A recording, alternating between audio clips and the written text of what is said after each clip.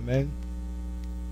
Nous allons juste partager une brève exhortation et puis nous allons continuer à libérer la grâce de Dieu ici parce qu'il est déjà en train d'agir. Il y a quelqu'un qui a un problème d'uriné qui est là ce matin. Tu as un problème d'uriné, le Seigneur veut te guérir. Amen. Il veut te guérir. Dieu veut te guérir. Ok. Nous allons prier pour tout ça tout à l'heure. Il y a une personne qui a un problème au bas-ventre. C'est une douleur chronique. Tantôt elle part, tantôt elle revient, tantôt elle part, cette douleur revient. Dieu veut te guérir ce matin. Amen.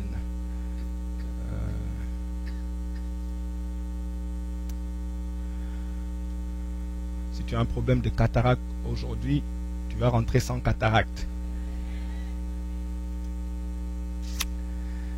Le titre du message de ce matin, c'est le nom de Jésus. Le nom de Jésus. Je vais vous montrer deux passages qu'on doit connaître à propos de ce nom-là. Deux passages importants que nous devons connaître. La Bible nous dit dans le livre de Jean, chapitre 14. Il nous dit dans le livre de Jean, chapitre 14.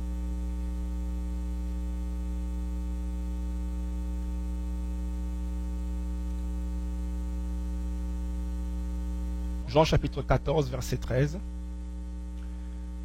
La Bible dit, « Et tout ce que vous demanderez en mon nom, je le... » Qu'est-ce qu'il a dit?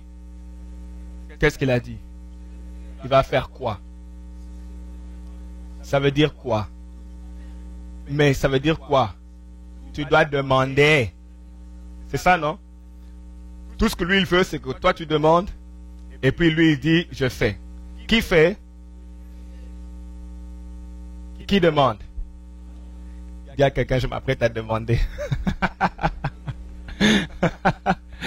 Dis à quelqu'un, je m'apprête à demander. Voilà, c'est ça. Ok, il dit, en mon nom, je le ferai.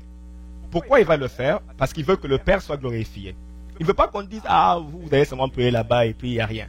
Il veut que les gens disent, mais vous allez prier là-bas et on apprend que Dieu fait des grandes choses. Voilà, c'est ce qu'il... Alors il dit que je veux que le Père soit glorifié. Et il fait pour que le Père soit glorifié. Pour qu'on dise, il y a un Dieu. Et oh là là.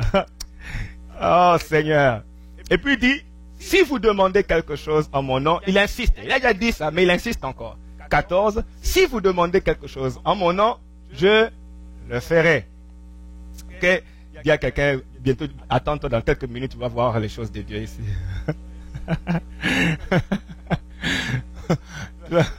tu vas voir les choses de Dieu. Tu dis, je veux voir les choses de Dieu. Hein? Amen. Et les noms sont vraiment importants dans la Bible. Il faut comprendre un peu l'importance des noms.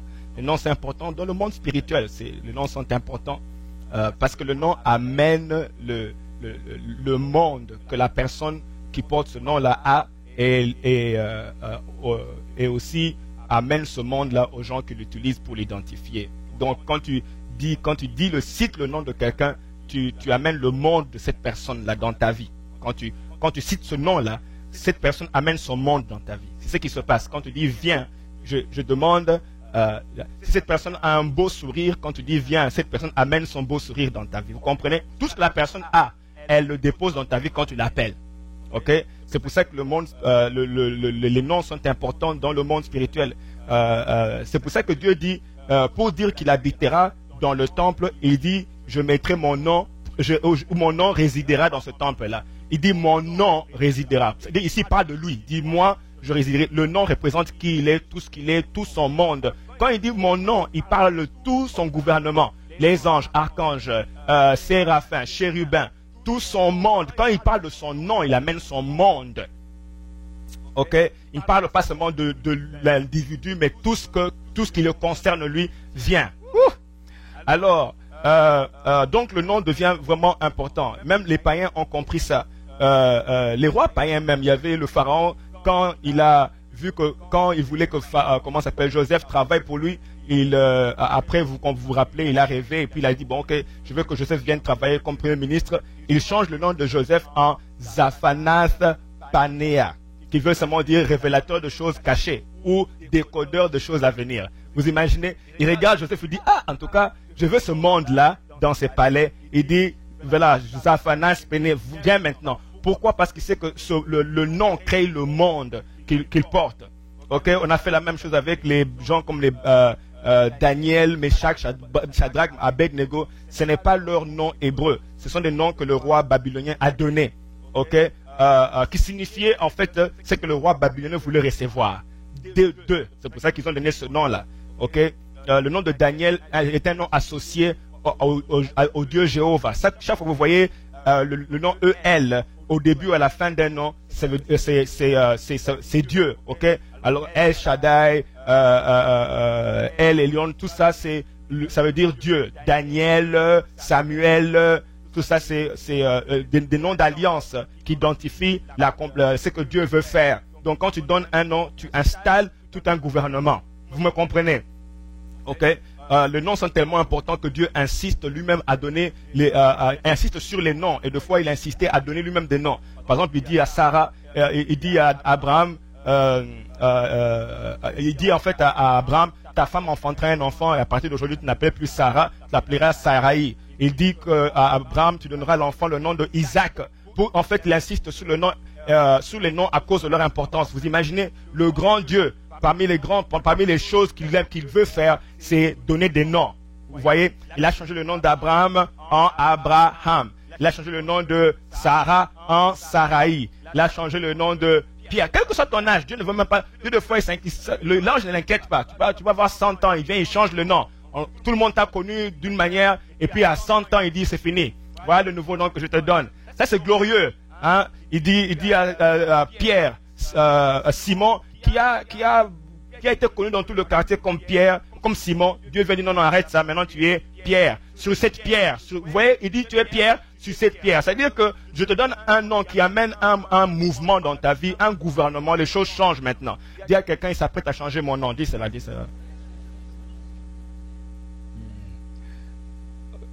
Ok, il s'apprête à changer mon nom.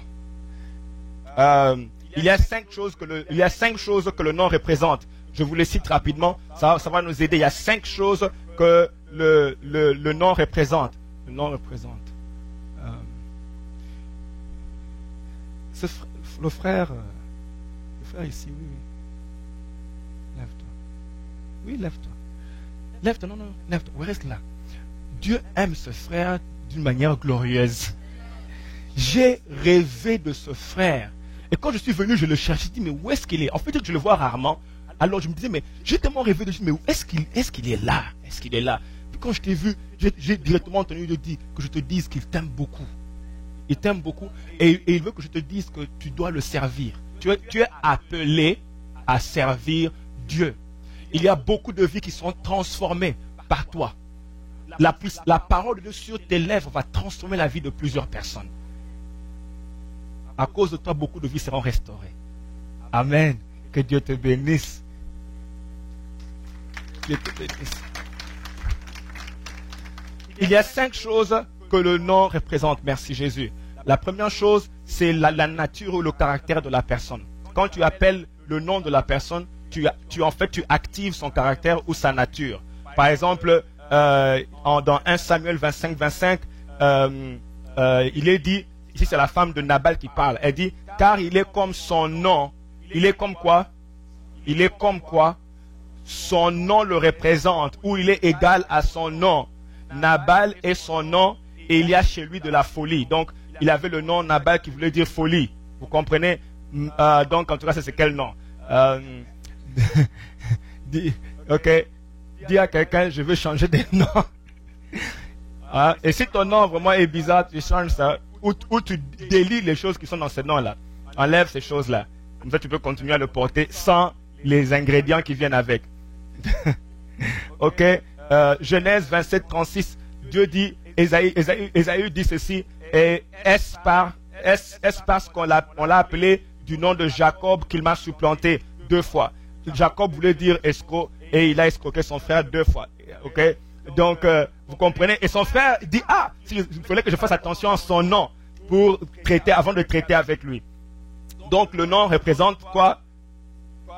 Un, représente la nature de la personne ou son caractère. Quand tu appelles ce nom, tu actives le caractère de la personne. Le nom différencie ou distingue la personne pour être identifiée. Ok? Jean-Baptiste dit, je suis la voix. Comme pour dire, je ne suis pas comme tous les prophètes. Moi, je suis la voix. Je suis distingué. Ok? Retenez ces choses-là. Ça va nous aider tout à l'heure. Le nom représente la position. Joseph, on a changé son nom dans la cour du roi. Pour entrer dans la cour du roi, on a changé son nom à cause de la nouvelle position qu'il vient de recevoir dans la cour du roi. On a changé son nom. Donc, le nom représente la position. Le nom représente l'alliance. Donc, je vous cite 5 choses que le nom représente. Le nom représente l'alliance ou une obligation ou un lien. Ok?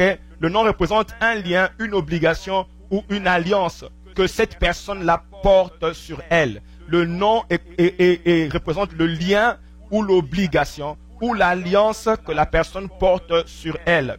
Dieu dit à Abraham, certainement ta femme enfantera un fils et tu l'appelleras du nom de Isaac.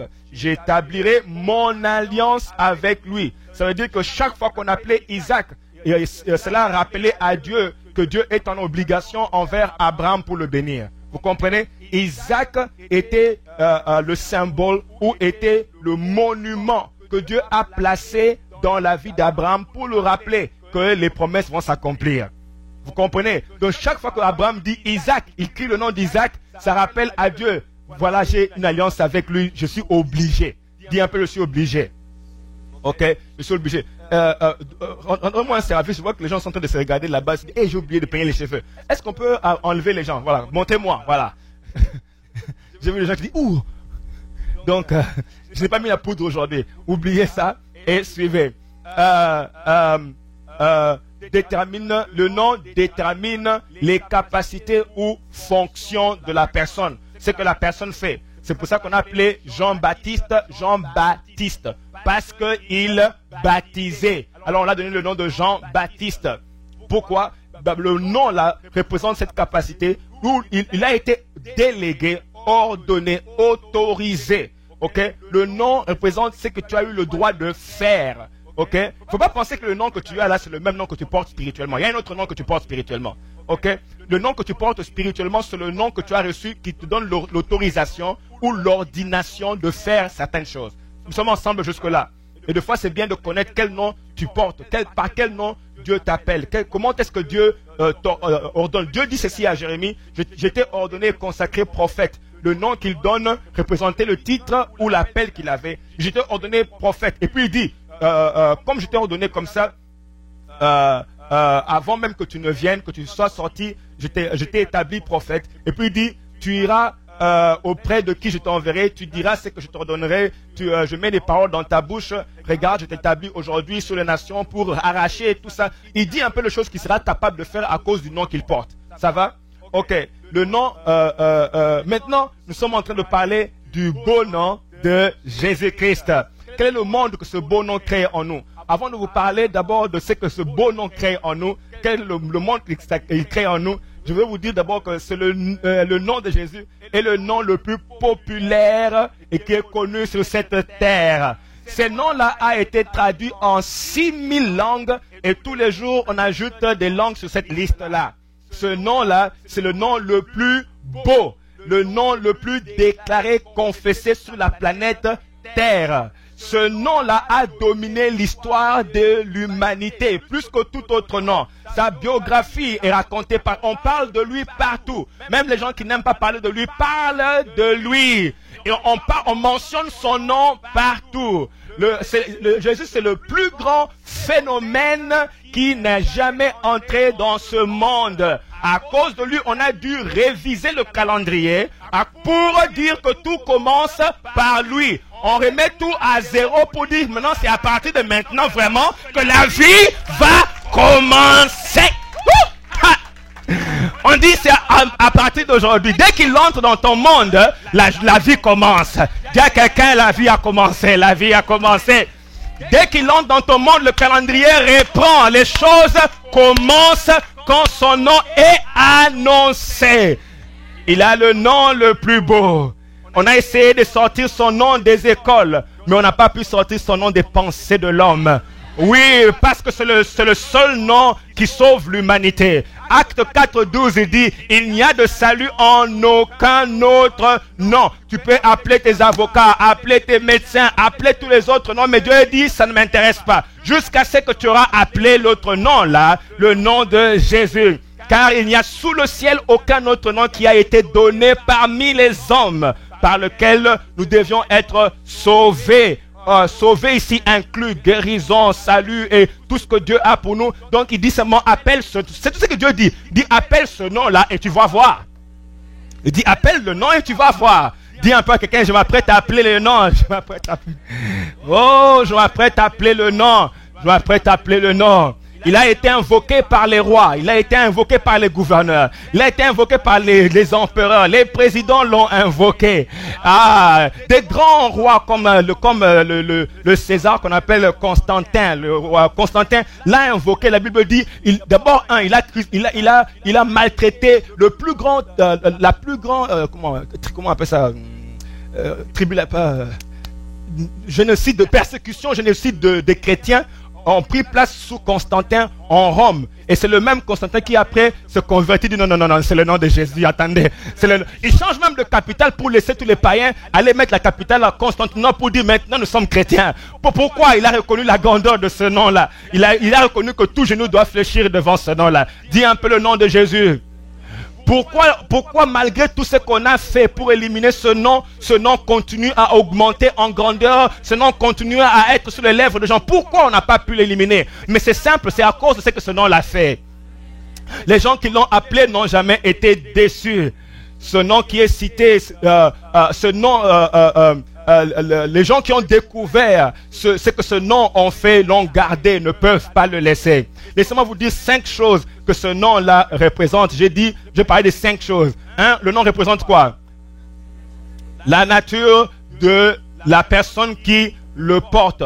Le nom de Jésus représente aussi sa nature. Le nom de Jésus en hébreu, c'est Yeshua. Yeshua veut dire Yahweh sauve. Sauve ici, c'est parce que Dieu a trouvé. Écoutez, le monde a trop de problèmes compliqués. On ne peut pas tout citer. Alors il dit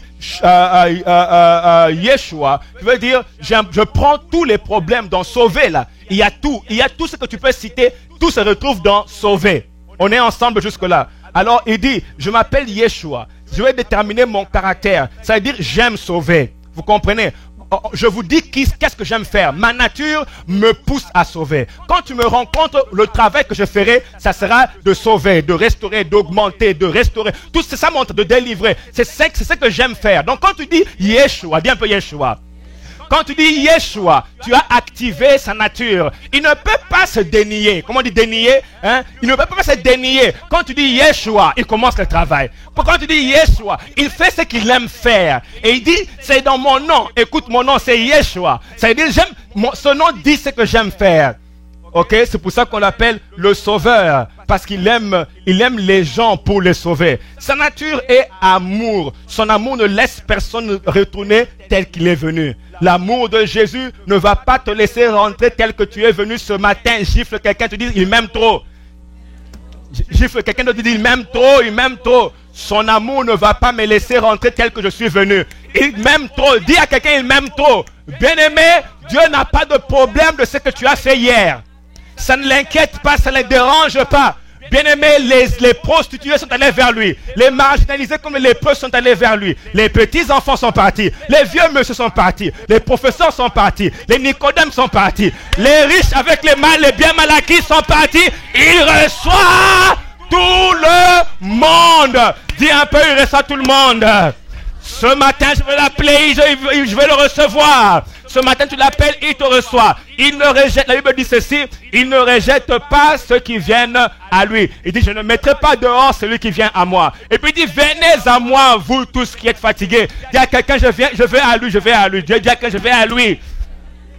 Je vais à lui. Si tu es fatigué comme la femme, suivez-moi très bien. Si tu es fatigué comme la femme qui a vu plusieurs médecins pendant plusieurs années et ils n'ont pu rien faire. Ok, ils ont tout essayé et ils n'ont pu rien faire. Cette femme était fatiguée et chargée. Elle a dit, ah, attendez une minute, je connais un Jésus, un Yeshua. Il va me guérir. Elle a dit, ok, alors Dieu dit, venez vous tous qui êtes fatigués et chargés. Dis à quelqu'un, oh, allons-y, allons-y, allons-y.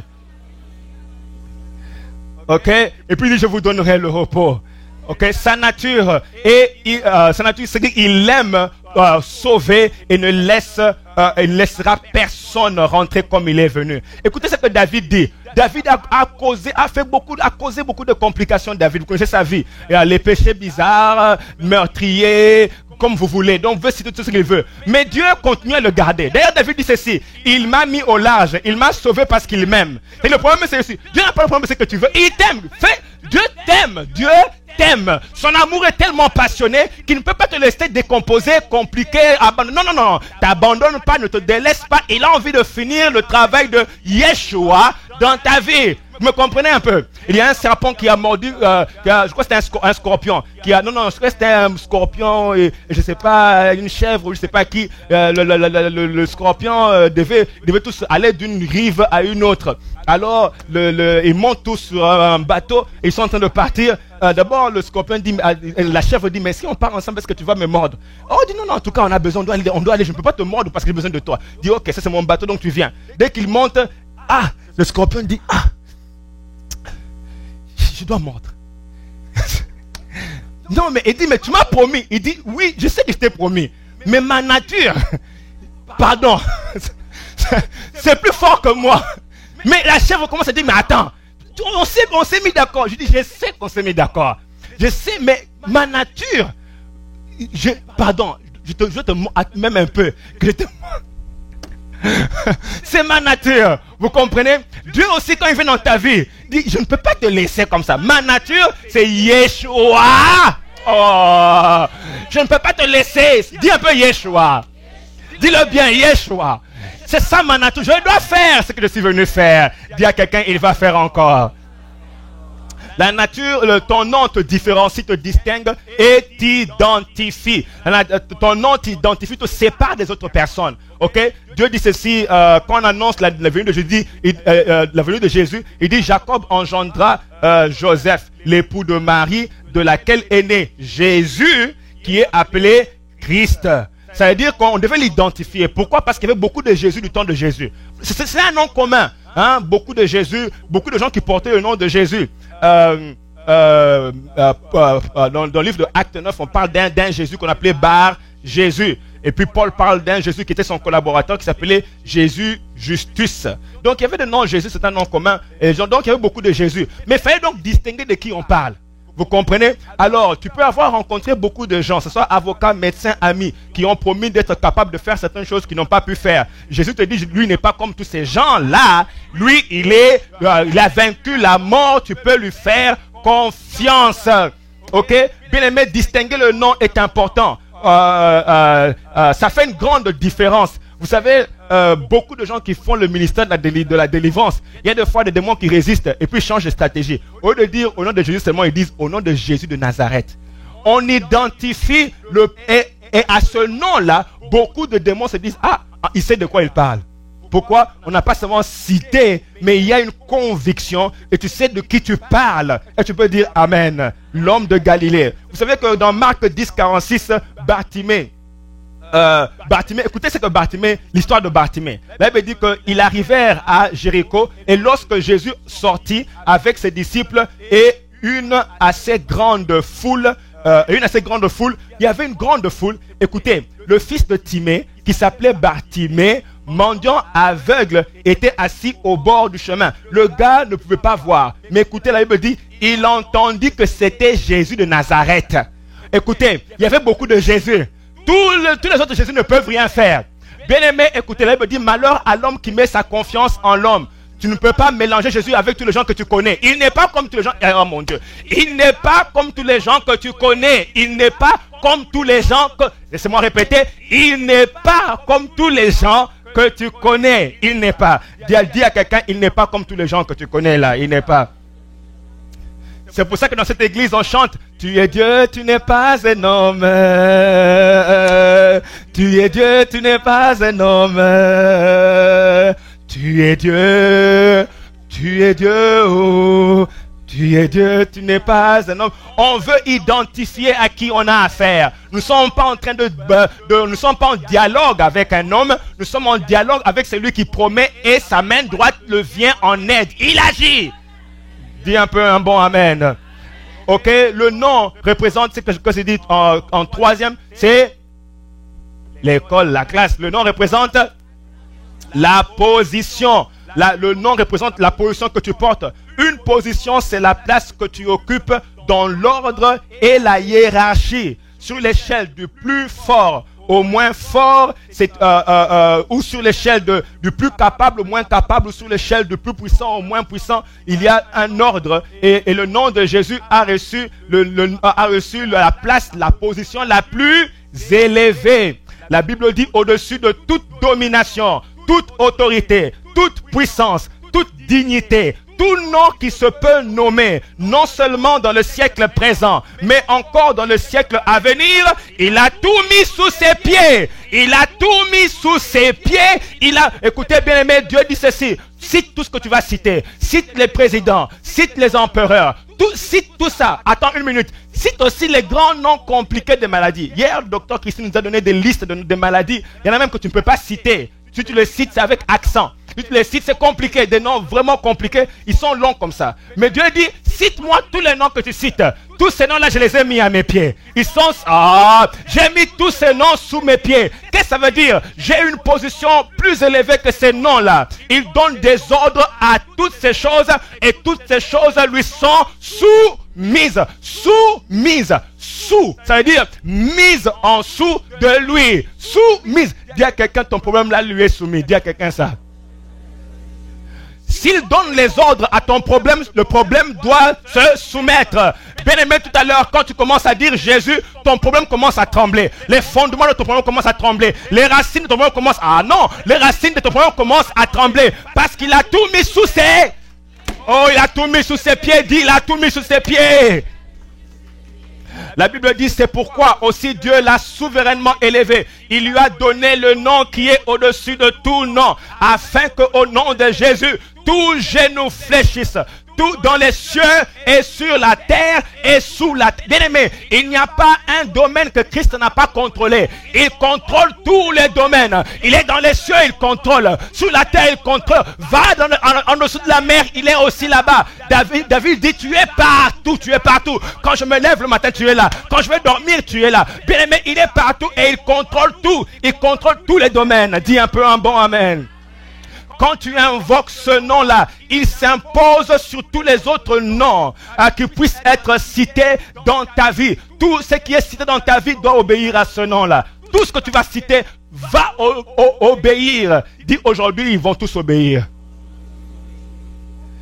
Oui, aujourd'hui, ils vont tous obéir. J'aime bien le passage que j'ai lu plus tôt. Il dit, dans le siècle présent et dans le siècle à venir. Pour vous dire, bien aimer ton futur. Tout ce que pendant que tu avances, dis seulement Jésus. Pendant que tu avances, dis seulement Jésus. Tu es en train de lancer le nom en avance dans le siècle à venir. Pour tes enfants, dans le siècle à venir. Pour ton futur. Lance un peu, dis un peu Jésus, dis un peu Jésus. Dis encore Jésus. Dis encore bien Jésus. Alors, dans le siècle présent et dans le siècle à venir, ce nom domine.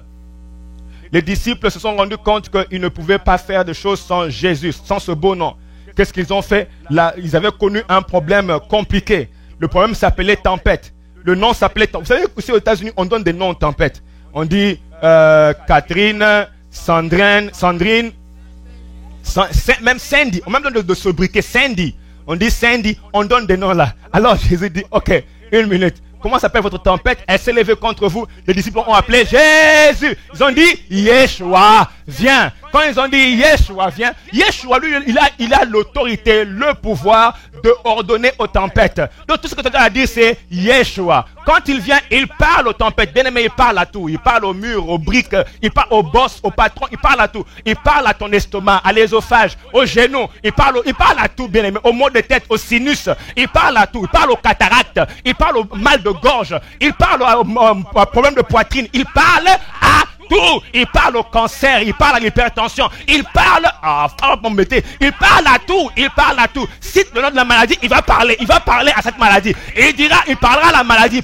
Quel que soit le nom, il parlera à la maladie. Calme-toi, il a parlé à la tempête ce matin. Il va dire au problème qui est dans ton corps, il va lui dire calme-toi et retire-toi de ce corps. Mon Dieu, merci. Son nom rappelle à Dieu l'alliance ou l'obligation de Dieu de te guérir. Me suivez, hein? Ce nom rappelle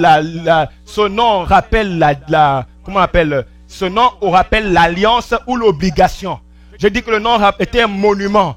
Quand tu dis, vous savez pourquoi on a des monuments? C'est pour nous rappeler de certains événements, de certains moments. Alors Dieu dit, je vous donne le nom de Jésus. Ce nom rappelle, est comme un monument devant Dieu, qui rappelle à Dieu que par ses meurtrissures, nous sommes guéris. Donc il y a comme une obligation dans le trône de Dieu quand Jésus-Christ entre en ta faveur. Quand il vient, ça dit que quand tu dis Seigneur guéris-moi, Seigneur fais ceci, Jésus-Christ entre. Quand il entre, Dieu regarde. Il dit oh, mais il doit être guéri. Jésus représente l'obligation ou bien l'alliance que Dieu a contractée avec nous. Dieu aime être rappelé. Dieu aime qu'on le rappelle de ses alliances. Écoutez ce qu'il a fait lui-même. Il a placé, on dit un arc ou une arc. Ok.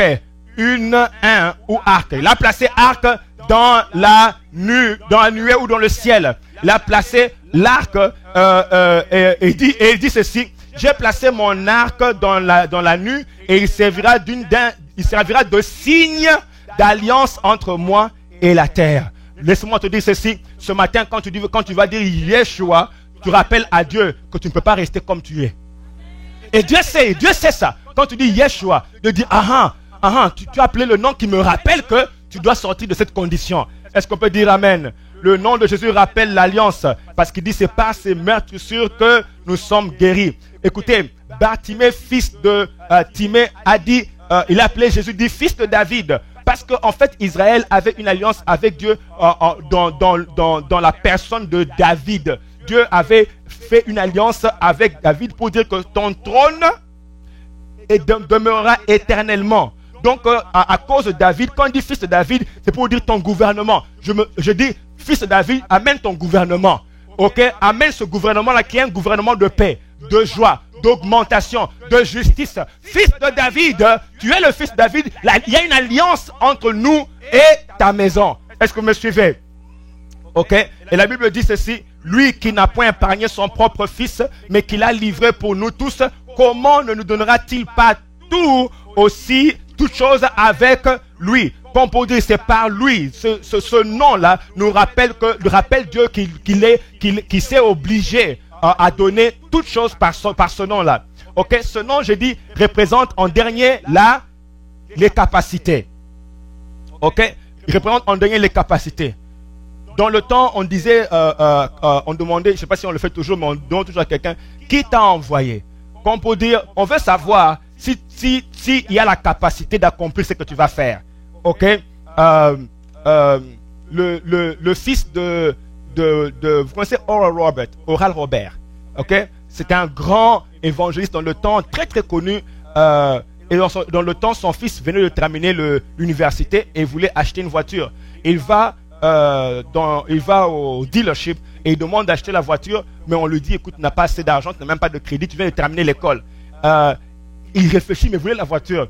Là, même sans avoir dit à son père, il réfléchit, il veut la voiture. Il dit au dealer, dis-moi un peu, si je te disais que je suis le fils de Robert, ça va aider? Il dit, mais bien sûr! Quelle voiture tu veux ici? Écoutez, bien aimé, il n'a pas fait un coup de fil pour faire son... Non, tout ce qu'il a dit, c'est citer un nom. Vous voyez? Tu cites le nom. Bien aimé, dis à quelqu'un, je veux citer le nom de Jésus. Dis à quelqu'un, c'est là. Ça, oh là là. Je vais dire, Yeshua. Ok? Alors, dans Matthieu 28, 18, Jésus dit, s'étant approché, leur parla ainsi. Il dit, tout pouvoir m'a été donné dans le ciel et sur la terre. Dieu aime identifier où est-ce qu'il a le pouvoir. Et il dit ici, sur tout l'univers, il a le pouvoir. Ok? Son pouvoir, c'est sa capacité. Mais il dit, tout pouvoir. Dis un peu tout pouvoir. Alors, quelle est ta condition? Qu'est-ce que ta condition te dit? Bien aimé, écoutez-moi très bien. il y a un problème de fois quand on traite avec les médecins, parce que les médecins, eux, vous parlent sur base de leur capacité. Leur capacité est limitée. Ils vont te dire, voilà, ce problème est intraitable, ce problème est une maladie incurable, on dit. C'est une maladie incurable. Voilà ce problème avec ton âge. Ils expliquent beaucoup de choses. Bon, en tout cas, c'est normal. Ils sont médecins parce que leurs ressources, leur pouvoir est limité. Donc, ils te parlent dans le contexte de leur pouvoir. Ok, ça c'est une chose. Mais sors un peu du contexte de ressources des médecins. Va un peu dans les ressources de Yeshua. Oui, parce que lui dit, tout pouvoir m'a été... tout pouvoir m'a été donné. Ça veut dire que je n'ai pas de limites. Je ne suis pas comme tes médecins. Je ne suis pas comme ton gouvernement. Je ne suis pas comme le département de santé de ton gouvernement. Tout pouvoir m'a été donné. Eux sont limités, mais moi j'ai tout pouvoir. C'est pour ça qu'on appelle le tout-puissant. Luc 10 dit, voici, je vous ai donné le pouvoir de marcher sur le serpent, le scorpion. Puis il dit, rien ne pourra vous nuire. Ça veut dire, rien c'est quoi? Rien, ça veut dire quoi?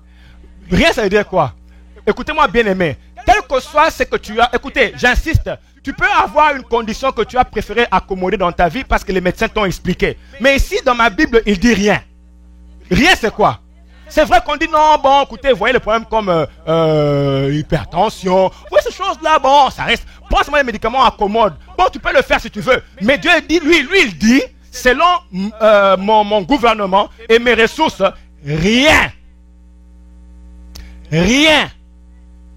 Dis un peu rien. Dis encore rien. Alors, prends ta main, mets sur ton corps. Tu dis, dans ce corps ici, rien ne pourra me nuire. Selon l'ordre de Yeshua, je reçois au nom de Jésus. Dis un peu un bon amen. Le pouvoir, c'est son nom qu'il nous a donné. C'est quoi le pouvoir? C'est le nom qu'il nous a donné. Ok? Il dit ceci. Il dit car il n'est personne qui faisant un miracle en mon nom. Ça veut dire que le pouvoir que les gens avaient de faire les miracles était à cause du nom de Jésus-Christ, était dans le nom de Jésus-Christ. Et puis il dit dans Marc 16, voici les miracles qui accompagneront ceux qui auront cru. Il dit en mon nom. Donc le pouvoir que nous avons, c'est son nom qu'il nous a donné. Dis un peu, j'ai le nom de Yeshua. Dis encore, j'ai le nom de Yeshua. Dis, ce nom fait des miracles. Parce qu'il dit, voici les miracles qui accompagnent ceux qui ont cru en mon nom. Et dis à quelqu'un, je m'apprête à citer le nom. Quelque chose va arriver maintenant, je m'apprête à citer le nom. Il a cité la liste des miracles quand tu cites son nom. Dis en son nom. Les disciples ont fait beaucoup de miracles dans le nom de Jésus. Pierre, dans Actes chapitre 3, verset 6, il dit, je n'ai ni argent, ni or. Mais il dit, ce que j'ai, je te le donne. Au nom. Il dit au nom de Jésus. Il ne s'arrête pas là. Il dit au nom de Jésus-Christ de Nazareth. Parce qu'il y a beaucoup de juifs qui s'appellent Jésus. Pas tous les autres là. Mais attends une minute, viens. J'ai dit au nom de Jésus-Christ de Nazareth. C'est lui qui a porté le nom au-dessus de tout nom. C'est de celui-là qu'on parle ici. Lève-toi et marche. Là, il me dit que les pieds se sont enfermés. Il s'est levé pour marcher. Dis un peu Yeshua. Paul dit à la femme qui était démoniaque, il dit au nom de Jésus, toi démon, sors de cette femme. Le démon n'a pas eu le temps d'expliquer. Je crois qu'il était surpris. La grande puissance du nom de Jésus. Quand il est activé, le démon s'est vite éclipsé. Pourquoi? On a cité le nom de Jésus. Dis un peu, je m'apprête à citer le nom de Yeshua. Quand tu appelles son nom, il répond parce qu'il connaît son nom. Quand tu appelles quelqu'un, il va toujours répondre parce qu'il connaît son nom. Jésus connaît son nom. Quand tu l'appelles, il va venir parce que tu l'as appelé. Il connaît son nom. Écoutez-moi, il sait qui il est. Quand tu dis Yeshua, il sait que tu l'appelles lui. Dis un peu Yeshua. Bartimée a appelé son nom, il est venu. Les disciples dans la tempête ont appelé le nom de Jésus, il est venu. Nous aussi, on va l'appeler et il va. Dis un peu, il va. Il va. Il va. La Bible dit qu'il est le même hier, aujourd'hui, éternellement. La même manière que Bartimée l'a appelé, il est venu. Toi aussi, tu vas l'appeler et il va venir. Il n'attend pas que tu sois apôtre. Il n'attend pas que tu sois prophète. Il n'attend pas que tu sois un évangéliste. Tout ce qu'il veut, c'est que tu l'appelles. Appelle-le, crie un peu Yeshua. Il dit, invoque-moi, je te répondrai. Ça veut dire, appelle-moi et je vais répondre. Ça, c'est une promesse que nous avons qui est sûre. Quand tu l'appelles, il va répondre. Dis à quelqu'un, il va te répondre ce matin. Dis à quelqu'un. Quelqu'un est prêt à recevoir la réponse de Dieu ce matin. Quelqu'un est prêt à recevoir la réponse de Jésus-Christ ce matin. Il a dit, quiconque invoquera le nom du Seigneur sera sauvé. Est-ce que nous pouvons nous lever? Oui, acclamons un peu ce beau nom de Jésus. Acclamons un peu ce beau nom de Jésus.